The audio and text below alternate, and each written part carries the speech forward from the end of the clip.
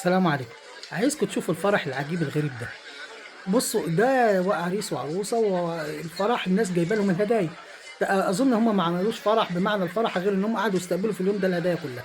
طقم شاي، انا عايزكم تشوفوا اطقم الشاي اللي هتتعرض عليكم. طقم شاي، طقم حله، طقم شاي، طقم حله. بصوا، وهتشوفوا الحاجه الغريبه دلوقتي حالا. بصوا الراجل جايب له هديه ايه، بصوا ورا كده. دي فوانيس رمضان دي ولا ايه؟ لا لا، اصبروا اصبروا. شوفوا دلوقتي العجيب دلوقتي. ايوه يا عم، طقم شاي ماشي، طقم شاي للعروسه. يلا خد يا عروس طقم الشاي بتاعك، خد الطقم الشاي التاني، استنى. طقم الشرب والشاي اهو التاني، يلا. ها في كام؟ آه، تفتح محل ادوات منزليه بعد الفرح ده. بجد. بص بقى واحد جايب له ايه. خد يا عم الجدي ده. ايوه ايوه، ده هديه اهو. هديه جواز، ماشي، دخلوه على الحظيره. يلا عندهم هناك زريبه، يلا دخلوه على الزريبه. يلا خروف كمان يا عم، يلا عشان الجدي والخروف يبقوا مع بعض، يلا يا عم. ودي المعزه كمان مع الجدي، ها. يلا دخلهم، دخل الخروف. معزه كمان، الله، دخل المعزه يا عم. هيفتح محل جزاره تاني يوم.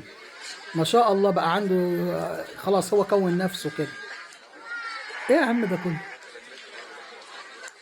بص بص، المعزه التانيه طقم الشاي، طقم شاي، يلا. طقم الشاي وشرب، يلا ها. خد الأطقم دي.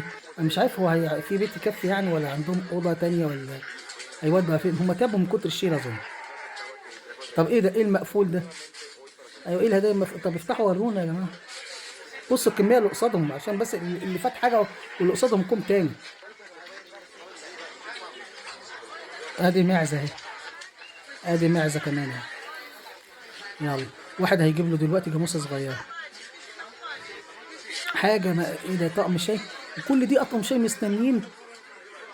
من خالتك دي يا عم، خد. لا دي عمتك دي. شبهك. خد يا عم أهي. يلا. أيوة للعروس، بتدي للعروس. ماشي، خد يا عروس، تقول لها ده نوع أصلي. أيوة كده، حاجة لبني كده شفناها أهي. حلل، الله، طقم حلل أهو. أيوة طقم شاي، ماشي. شوفوا الدور، مستنيين الدور أدوار بالهبل عشان يدوا بقر وخرفان. انتوا عارفين الجماعة دولت في البرازيل بيحبوا اللحمة، وعندهم اللحوم دي أرخص حاجة عشان تبقوا عارفين. يعني احنا بنستورد اللحمة البرازيلي في مصر هنا.